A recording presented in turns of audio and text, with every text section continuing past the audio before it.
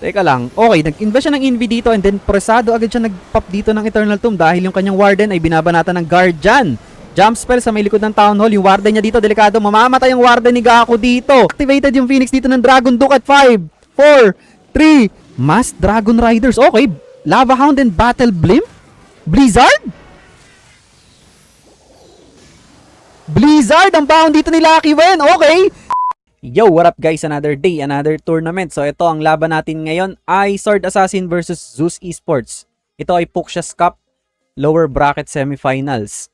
So ang players dito ng Sword Assassin ay si Super Wa, si UZP, si Tropa 1, Tropa 2, si Lucky Wen, and sa Zeus Esports naman ay si Gaku, si Stars, si Ryuta, si Yata, and si Kazuma. Good luck both teams. Ang matatalo dito ay mag-goodbye na sa tournament. So ayan, ito ang magkalaban ngayong gabi, Sword Assassin versus Zeus Esports. Yung mananalo sa kanila ay makakalaban ng Team Winter sa next round. So kung sino mananalo dito sa last bracket ng loser ng lower bracket ay makakalaban ng JSWFY sa upper bracket grand finals. So ayan, good luck. Oy, si Tropa, hindi ko alam kung sino siya dito. Ay, ito, si Miku.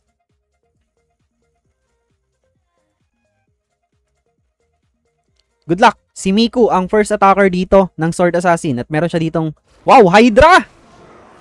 Dragon Duke charge with Hydra. Nice. Okay. Huli nating nakita to. Si Tol Chaki yung gumamit pero si Chaki ang gamit niya ay RC charge.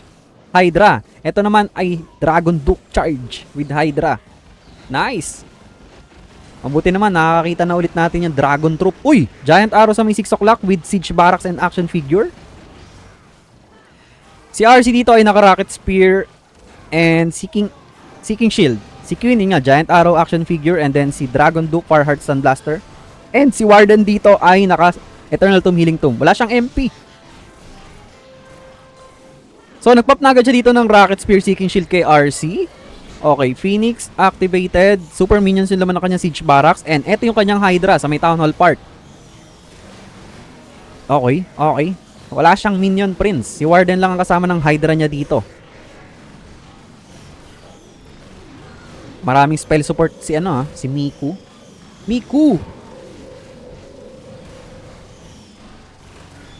Okay, nice. Totem spell pang distract ng Revenge Tower. Another rocket balloons para sa Wizard Tower. Maganda yung pating ng Dragon Riders dito actually. Kaya lang, teka lang, ilang piraso na lang to? Parang 3 pirasong Dragon Riders na lang yung nakikita ko and 4 na pirasong Dragons. Kailangan niya ingatan yung mga Dragon Riders dito, kaya lang si Warden ay sumasama sa Dragons. Aray ko! Mamamatay lahat ng mga Dragon Riders niya dito at yung 4 na pirasong Dragons na lang yung matitira dahil ayaw humiwalay ng Warden doon. Yun yung problema pagka ganito. Diba? Siguro much better kung ang ginamit niya dito ay mas Dragon Riders na lang. And Inferno Dragons na lang sana yung pinang clear niya sa mga bonus buildings. Pero anyways, nagpop na siya dito ng Healing Tomb Eternal Tomb. Teka lang, may chance pa pala to. 3 yung free spell niya dito. Meron pa siyang totem spells. Kaya lang yung dragons niya dito ay 3 piraso na lang. Si Dragon Duke Boy pa naman sa may bandang taas. Meron pa siyang 2 rocket balloons. Kaya lang may defending heroes dito sa may back end. At meron pang 2 scatter shot, monolith, and 2 air defenses. Aray ko. Mukhang makakadepensa yung base dito ni Ryuta. Sayang. Parang ilang piraso din yung dala niyang Dragon Riders dito, naubos lang lahat agad. Hindi sinamahan ni Warden kasi si Warden ay nakafocus sa mga Dragons. Sayang, nice try lang para kay Miku. Enti lang, sir. May PH ba nakapasok? Wala, bossing. Naka-default sa pack. Oh, okay. Okay, si Gaku, ang first attacker dito ng Zeus Esports. Good luck. Si paring Gaku, ang first attacker. Okay. Meron siya ditong Super Bowler Smash. Nice! Super Bowler Smash ang dala ni Gaku. Si Warden dito ay naka-Rage Gem Eternal Tomb. Si King ay naka-Earthquake Boot Spiky Ball. Si Queen Magic Mirror Action Figure. Dragon Duke ay naka-Fireheart Stun Blaster. Okay. Nag-drop siya dito ng Flame Flinger. So mukhang kukunin niya lang yung X-Bow dito bago siya mag-drop ng Super Bola. Super Bola.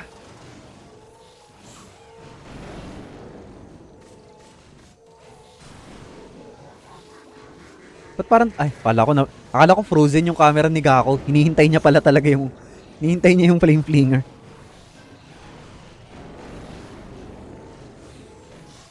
Okay. Mukhang gusto niya pang kunin dito yung... Hindi. Pag kinuha niya pa dito yung Fire Spitter.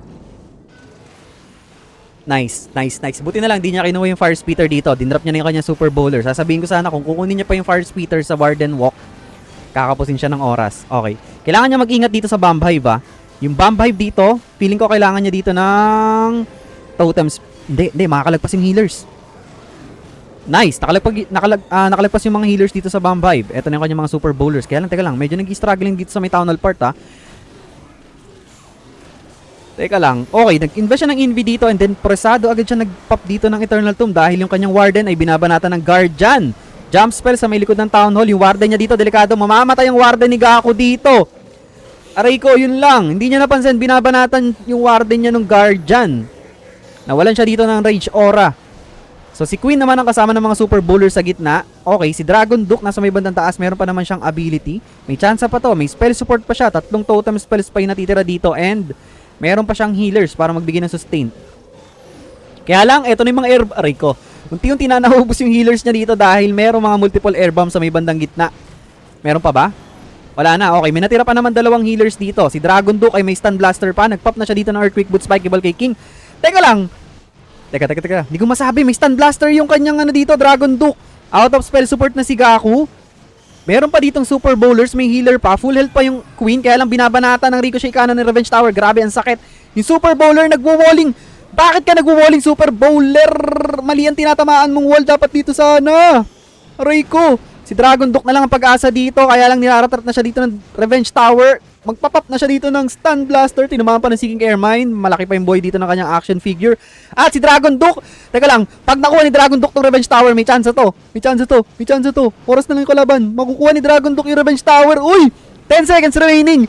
Bouncing balls galing sa mga Super Bowlers. Activated yung Phoenix dito ng Dragon Duke at 5, 4, 3, 2, 1. Wow! Grabe ka naman, Gaku.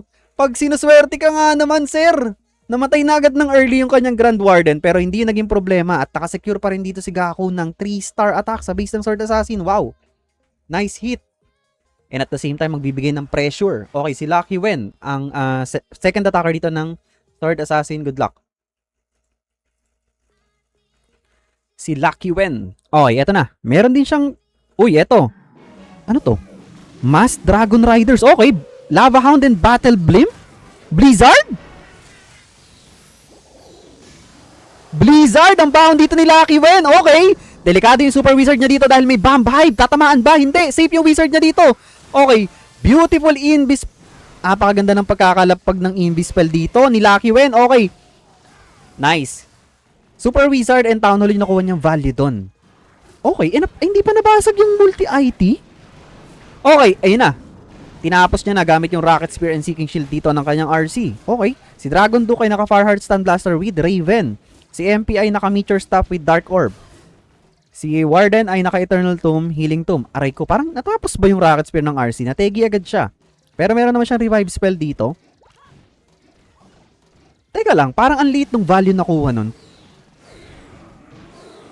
Town Hall, Super Wizard Tower sa Blizzard, and then yung Rocket Spear Seeking Shield ni RC, parang ang tumapos dun sa may multi-IT. Sa may multi-IT and Super Wizard. Okay, eto na yung kanyang mga Mass Electro Dragon sa may 6 o'clock. Si Dragon Duke ay nasa may right side. Okay. Nagpop na agad siya dito ng Eternal Tomb, Healing Tomb. Si Dragon Duke ay meron pang Stun Blaster. Nice, maganda yung value ng Dragon Duke dito. Kaya lang mabibisi siya dito sa Defending King. Okay, nagpop na siya dito ng Stun Blaster.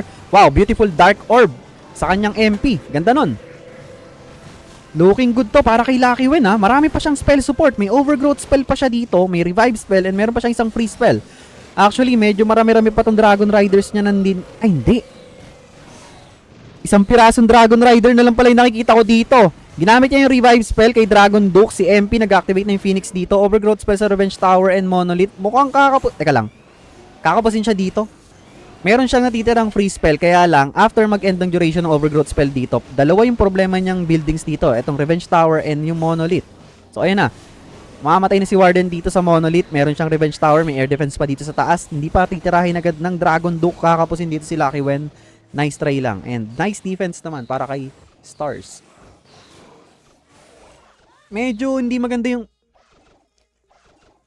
Hindi maganda yung value ng Blizzard. Tingin ko nagkamali siya ng Invispell. Sana nakuha ng ng Blizzard face yung multi-IT and both Super Wizard Tower. Kaya lang nakuha, Super Wizard lang and Town Hall. And ang tumapos nun natira ay yung Rocket Spear Seeking Shield ni RC. Tapos nategi din agad. Parang hindi rin ata natapos yung Rocket Spear, no? Sayang, nice try lang. Nice try lang para kay Lucky Wen. Abot ba? May 1% pa siya makukuha. Hindi na aabot, sir.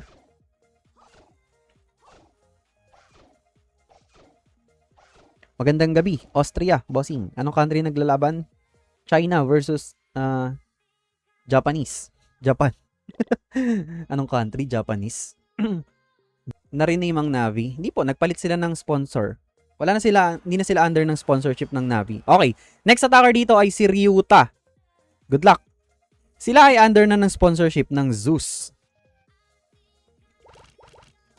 Okay, meron siya ditong Mass Throwers and Mass Totem Spells.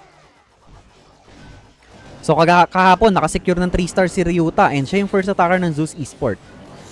This time, siya yung pangalawa. So naunang umatake si Gaku. Okay, ito yung kanyang mga Mass Throwers and Log Launcher sa may right side. Si King ay naka Snake Bracelet, Spiky Ball. Si Queen ay naka Magic Mirror Action Figure. Warden ay Rage Gem, Life Gem. And si Dragon Duke naman ay naka Fire Heart and Stand Blaster.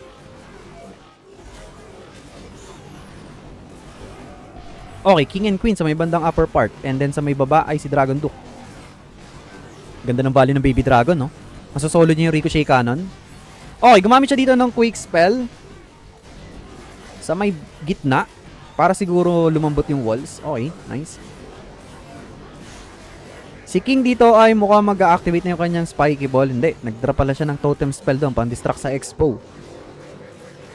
Sumama dito yung kanyang Dragon Duke sa mga throwers. Okay, nag-pop na siya dito ng Stun Blaster. Kaya lang ang tinamaan lang yung Scatter Shot at dalawang Builder Hat. Hindi nadama yung Revenge Tower. Okay. Meron pa naman siya ditong King and Queen's ability. Marami pa siyang spell support. Gumamit siya ng Overgrowth spell dito sa may Revenge Tower. Meron pa siyang revive spell, Actually, looking good to para kay Ryuta. And napakadami pa ng throwers niya dito. Okay, nag-activate na yung Phoenix kay Dragon Duke. Si Queen ay binabanatan yung defending Dragon Duke. Nabutas na ni King yung wall. Meron pa siya ditong Magic Mirror Action Figure. Marami pa siyang throwers sa may bandang gitna. And gumamit siya dito ng Skeleton Spell pang distract sa Monolith. Nice. Yung throwers dito, abot yung Revenge Tower. Nice, beautiful Totem Spell. And nagpop na siya dito ng Magic Mirror Action Figure. Meron pa siyang Revive Spell dito and Invis Spell na pwedeng gamitin sa bandang dulo. Okay, binabanatan yung original Queen na Tegi na. Clones na lang yung natira dito. Actually, patay. Hindi, may isang clone na lang yung natitira. May Revenge. Meron siyang Revive. May Revive Spell siya Kanino niya gagamitin? Hindi niya madrop dito yung Revive Spell dahil may Booger Pero may Invis Spell siya dito. Mukhang hinihintay niya pa ditong abutin ng throwers yung Monolith, sorry. Okay, Invis Spell ginamit niya sa Warden and ginamit niya dito yung Revive Spell kay Dragon Duke. Out of spell support na siya dito. Babanatan ng Monolith dito yung kanyang Dragon Duke. Aray ko, 3 hits lang, sir. Kakapusin pa ata si Ryuta dito. Okay, teka lang. Makukuha pa 3 throwers na lang yung natitira dito and mukhang makukuha nila yung Monolith. Okay. 25 seconds remaining. Wala. Ayun lang. Nag-walling pa. Kakapusin siya ng oras dito. Feeling ko nagkamali siya dito. Kung ginamit niya yung Invis Spell dun sa may Queen, sa may taas, na naka-action figure clone, mababasag yung wall, mapupunta yung Queen dito, and then ginamit niya na sana. Parang nagkamali siya ng timing dito ng spells niya, tingin ko. Kaya sana to. Wasak sana to, promise. May chance yun, promise. Sayang. Nice try lang. Nice try lang, sir.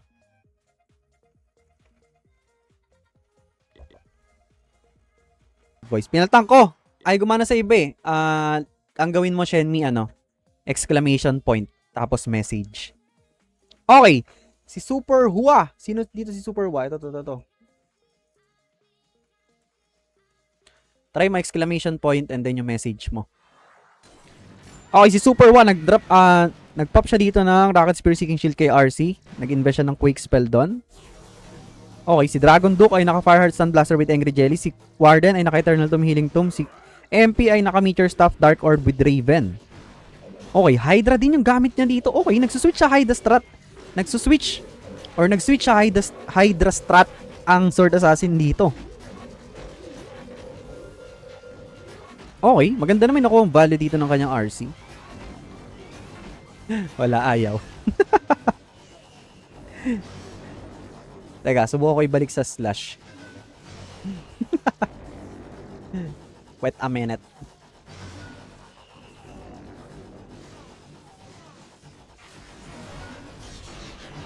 Ayan, try mo. Sa slash ulit, sa slash. Okay, eto na yung Mass Dragon Riders niya with Dragon sa may left side. Si Dragon Duke ay nagpapaga dito ng Stun Blaster. Okay. Nagpop na rin siya dito ng Healing Tomb, Eternal Tomb. Super Minions yung laman ng kanyang Siege Barracks. Okay, okay. Bakit kaya nag-switch ng Hydra Strat ang Sword Assassin? Okay, nagkukumpulan lahat ng mga heroes niya dito and dragon sa may ilalim. Naku, walang pumunta sa gitna. Actually, masakit tong part na to. Etong Rage Spell Compartment, okay, ginamit niya dito yung Dark Orb. May dalawang Super Minions pa sa may bandang taas, kaya lang yung mga natitira dito ay lahat nasa baba. Aray ko.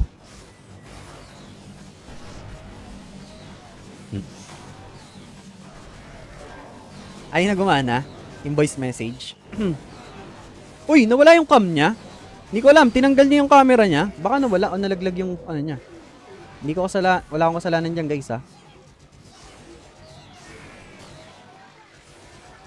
Ano yun, nagloko? Nagloko ata, sorry. Hindi ko alam kung sa akin o sa kanya. Kakapusin dito si Super Juan. Nice try lang and nice defense naman para kay Gaku. Grabe, medyo mababa yung percentage na makukuha niya dito. Parang hindi siya nakapag-funnel ng maayos. Nag-split yung kanya mga troops dito eh. Walang pumunta sa gitna. Pumunta lahat sa baba kasama ng Dragon Duke. Hindi rin nag-activate yung rage ng Dragon Duke kasi nga actually hindi pa rin nag-activate yung rage ng Duke dito dahil may Inferno Dragon. Aray ko. Kalungkutan yung nangyari sa Dragon Duke ni Super Hua dito. Parang forever tulog.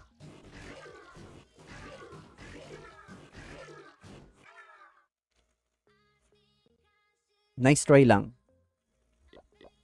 Si Kazumang always nakadapa. Eto na nga. Good luck. Uy! RC Charge Root Rider, Valkyrie Smash, 10 invis ang dala ni Kazuma dito. Grabe. Malalala lang ano to RC Charge to Si RC ay naka-Haste, Vial, and Electro Boots. Meron siyang 3 invis spells. Si King ay naka-Spiky Ball, Snake Bracelet with Frosty. Si Queen Magic Mirror Action Figure, Warden Eternal Tomb Rage Gem, and si RC yun nga, Haste Vial. And Electro Boots. Nice! Nice! Nice! Grabe. Nasa may bandang gitna na dito yung RC ni Kazuma. Aray ko! Okay, persado na dito yung kanyang Haste Vial. 6 na invis to. Kailangan mag-ingat ni Kazuma. Extra invi ata gagamitin sa taas. Nice. Predicted. Okay, bababa yung RC niya dito. Hindi, Greg! Ayun lang. Ayun lang. Hindi pumunta sa baba yung RC. Mas gusto niya sa may Fire Spitter dito. Target niya sanang kunin yung ano dito. Revenge Tower. Kaya lang, okay, nag-decide na siya ditong i-recall out. So, i-reserve na lang niya yung 3 remaining invis. Hindi niya nakuha yung gusto niyang kunin doon. Malamang dito sana kukunin niya yung Revenge Tower. Ito na yung kanya Root Riders with Valkyries sa may upper part with Troop Launcher. Root Rider and Valkyries and Throwers. Boss Ken, shoutout po. Shoutout sa'yo, American. Wala naman nagpapalipad doon. TikTok Universe. Shoutout, Miss Zahira Thompson. Good evening. Okay. Ang ganda ng pagkaka-frozen dito ng Ice Golem sa may left side. Si King and Queen ang magkasama sa labas. Yung Root Riders niya dito, pumunta sa gitna. Nagpop na siya dito ng Eternal Tomb.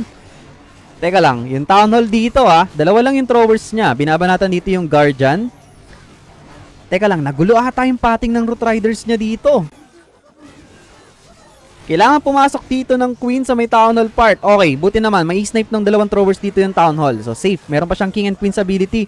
Yung mga Root Riders niya dito ay naubos na. Si Warden sumama sa throwers. Kaya lang niraratat ng Fire Spitter. Okay. Meron pa siyang 3 invis dito. Okay. Si Warden sumama na sa mga heroes. Nice. After mategi ng mga... Ayun lang. Hindi siya tinitigilan ng Fire Spitter dito. Late ng invis si Kazuma. Yun lang, sir. Mukhang makakadepensa ng matindi ang base ni Lucky Wen dito.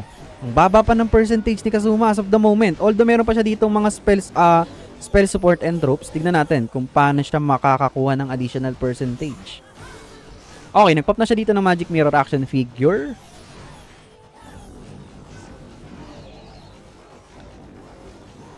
Makakailang kaya siya dito? Feeling ko mga nasa 70 plus lang. Si action figure ay nagbabasag ng wall papuntang fire speeder. Nice. Si Queen dito, meron pa siyang dalawang invis eh. Okay. Ice Golem sa may right side and Rocket Balloon sa mortar. Nag-invest pa siya dito ng... Okay, isnipin niya sana dito yung Monolith. Kaya lang, nagkamali siya ng unang invi. Makukuha ba? Okay, nice. Nice pa rin. Successful pa rin yung pagkakasnipe niya ng Monolith doon. And wow, nakasecure pa siya dito ng 85%. Okay, nice recovery para kay Kazuma. Decent percentage pa rin yung nakuha niya. Nice try lang. Relax ka lang. Uy, mukhang bad mood ka ngayon sir Sino to? Si UZP. Sino si UZP dito? Ito to si Small Fat Hand. Okay, siya pala yun. Si Small Fat Hand ay si UZP. Okay, good luck. Ito na, yung kanyang Mass Throwers sa may right side. Mass Throwers and Totem Spells ang baon niya dito. Si Warden ay naka Life Gem, Rage Gem, and si King, Stick Horse, Giant Gauntlet. Ayan, dinrop niya na agad dito sa may upper part. Si Queen ay naka Magic Mirror action figure. Si Dragon Duke naman ay naka Fire Heart, Stun Blaster. Para sa mga bagong pasok guys, ito ay lower bracket semifinals sa Puxias Cup. Ang matatalo dito ay malalaglag na sa tournament. And ang mananalo naman ay makakalaban ng Team Winter sa lower bracket finals. Okay, ito na yung kanyang Dragon Duke sa may bandang ilalim. Nag-activate na yung Phoenix ng King. Natapos naman yung duration ng Giant Gauntlet. Makukuha pa ba dito yung Speeder? Sayang, di niya nakuha yung Speeder.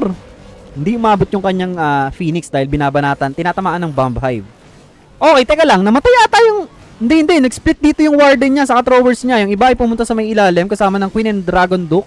And majority ay nasa may bandang taas. Troop launcher yung gamit niyang siege machine dito. Marami pa siyang spell support. Si Queen ay meron pang ability. Okay, napakarami niyang spell support dito. Okay, gumamit siya dito ng overgrowth spell sa may Bomb Hive and Monolith. Lava Hound and Furnace, yun naman ang CC dito ni Kazuma. Majority ng throwers ay nasa taas. Dito sa baba, si Dragon Duke ay matetegi na ata. Hindi nag-activate yung rage niya. Hindi, activated pala. Okay, si Queen ay nategi na rin. Action figure dito, low na yung HP. Mahaba pa yung oras dito ni UZP.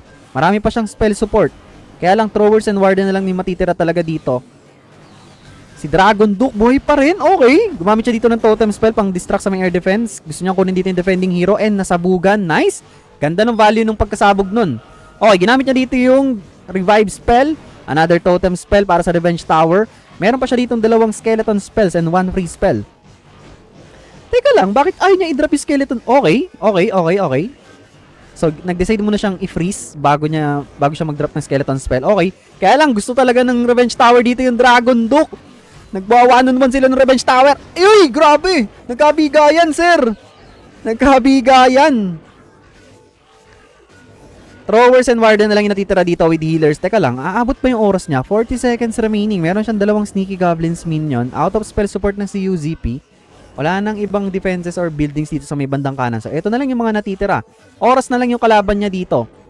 29 seconds remaining. Magbabasag pa ng wall dito yung throwers after makuha yung Tesla and yung gold mine. Abot ba, sir? Okay, nagbabasag na ng wall. Si Warden, nag-front. Yun lang. Warden. Wow.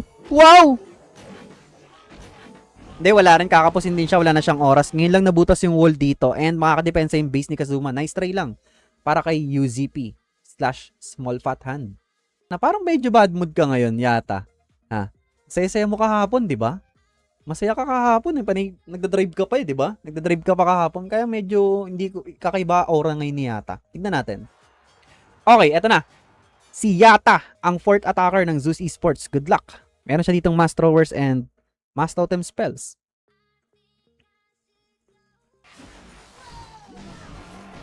Okay, eto na si Queen. Queen and Warden walk.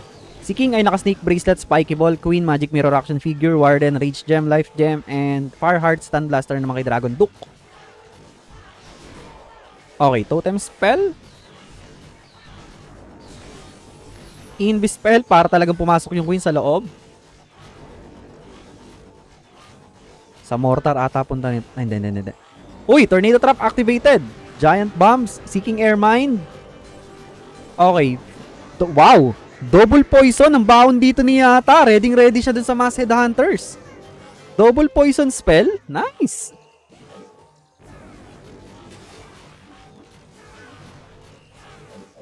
Kukunin niya pa ata yung Super Wizard Tower dito. May dalawang invis pa siya. Kailangan niyang, okay.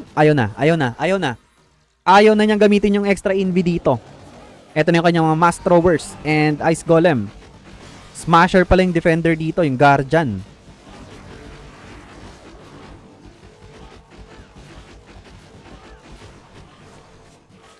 Okay. Slowly but surely. Ay, ginagawa mo siya. Pabalik-balik ka dyan. Totem spell pang distract ng Super Wizard Tower and Fire Speeder. Lumabas yung kanyang throwers dito. Na-snipe naman na yung Town Hall. Nice, okay. Yung Dragon Duke ay nasa may right side. Meron siyang jump spell, Yung Troop Launcher, ngayon niya lang dinrap. Nice.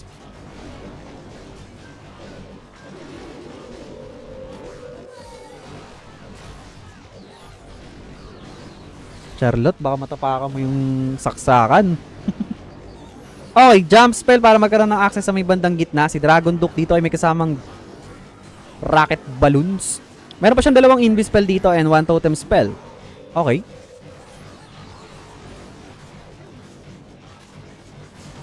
Tignan nga natin. Mukhang magpa-pop na siya dito ng Stun Blaster kay Dragon Duke. Mapo-force na yung Stun Blaster niya dito. Ayun na nga. Invis spell sa may bandang throwers. Si King ay meron pang spiky ball dito. Okay, nag-activate na yung Phoenix ni Dragon Duke at mukhang may snipe. Sayang! Hindi pa na-snipe dun yung yung scatter shot. Okay, ang ganda naman ng pagkaka-frozen ng Revenge Tower dito dahil sa Ice Golem.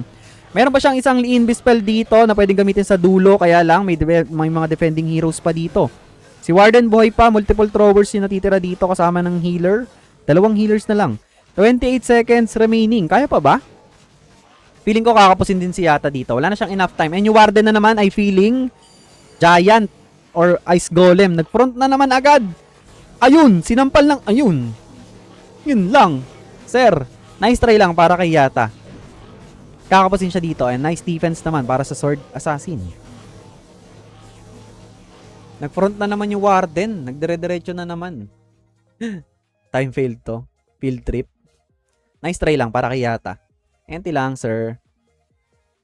So, as of the moment, lamang dito ang Zeus Esports sa star. Lamang sila ng 1 star and percentage, 5%. Lamang sila ng 5.2% and 1 star sa Sword Assassin. Okay, good luck. Last attacker ng Sword Assassin, meron siya ditong RC Walk. Okay, mukhang RC Walk o RC Charge. RC Charge, Root Rider, Valkyrie Smash ang plano dito ni tropa. Okay, Yeti and Rocket Balloon sa may right side. Uy, mamamatay na agad yung kanyang Spirit Fox dito. Napaaga. Feeling ko gusto niya kunin dito yung Bomb Hive. Kaya lang may Tesla dito sa may right side. Extra invi, nice. Wow. Yun lang. Nag-activate dito yung kanyang Rocket Spear. And X-Bow pa yung kukunin. Nice. Beautiful invi. So, makukuha niya dito yung Bomb Hive. Ayun lang. Uy, na-splashan. Na-splashan yun. Binabanatan ng Rocket Spear yung yung Lava Hound. Tinamaan yung Bomb Hive.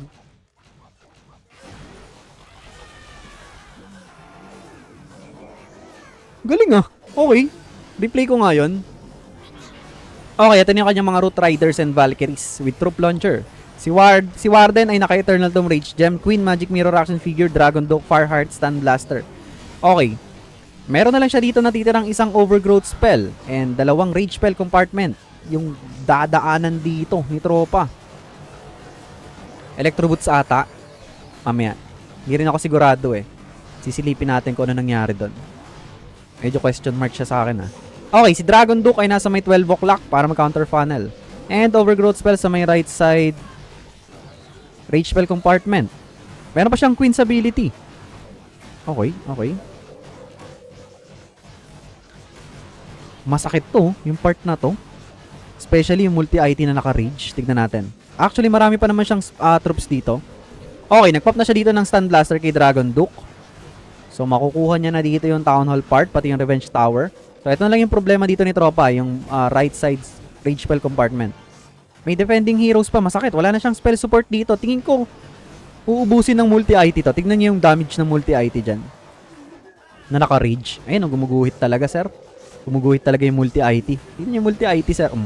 Aray ko. Sinampal yung warden niya. Naka-reach ba naman yung scatter shot? Meron pa siya ditong Queen's ability, pero mukhang makakadepensa ang base dito ni Yata. So, lamang na dito ang Zeus Esport. Kailangan na lang nila mag-secure ng 2-star para manalo. Walang na 3-star dito ang Sword Assassin. Grabe, struggling sila ngayon ah. Sino ba yung dinurog ng Sword Assassin na nakaraan? Parang sila din, diba?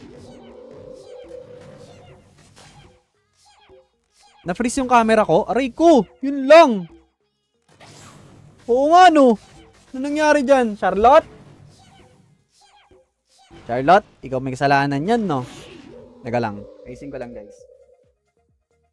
Charlotte?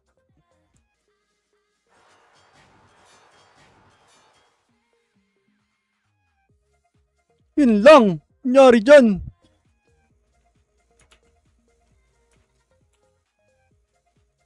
Okay na! Okay na! Okay na! Baka nadaanan ni Charlotte yung yung kable. Okay, good luck! Good luck! Si Stars ang last attacker dito ng Zeus Esports. So, kailangan na lang niya mag-secure ng 2-star dito. Uy, mukhang meron siyang Fireball, Meteor Golem, Thrower, Smash. Okay. Hindi! Queen and Warden Walk with Fireball ang plano niya dito. So magku-Queen and Warden Walk muna siya dito sa may mga first layer ng defenses. And mukhang pa-fireballin niya dito yung Rage Spell Tower. Wow, sige nga. Tignan nga natin si paring Stars. Maganda plano niya dito ah. Okay, Skeleton Spell pang distract sa mga defending heroes and Guardian. Rocket Balloon sa may right side, Baby Dragon sa may left side. Nice. Kaya lang may Tesla Farm dito. Pero good thing. Okay, binabanata na yung queen niya dito. Totem spell invested. Masakit yung MP. Defending minion prince. Okay, andito na yung dalawang headhunters. Ang bilis. Guhit agad. Okay, meron siyang tatlong invis dito eh. 1, 2, actually dalawang invis lang. Teka lang. Hindi kinukuha yung Tesla eh. Kailangan niya nang gamitin natin 3 invis dito. Hindi pa rin. Kukunin niya yung Town Hall. Okay. Ano yun? Okay, overgrowths. Hindi, sorry. Totem spell sa may right side. Akala ko i-invi niya na. Okay, nag-activate dito yung Rage Spell Tower. And ano na plano? Okay, Invi and then Fireball. Nice. Okay. Good start para kay Stars. Ito na yung kanyang mga Meteor Golems and Throwers. Warden Apprentice and Barbarian King. Si BK ay naka-Snake Bracelet, Spiky Ball. Si Queen ay naka-Frozen Arrow pala and action figure. Si Dragon Duke ay naka Fireheart Stun Blaster. Ayun, nasa may left side. Okay.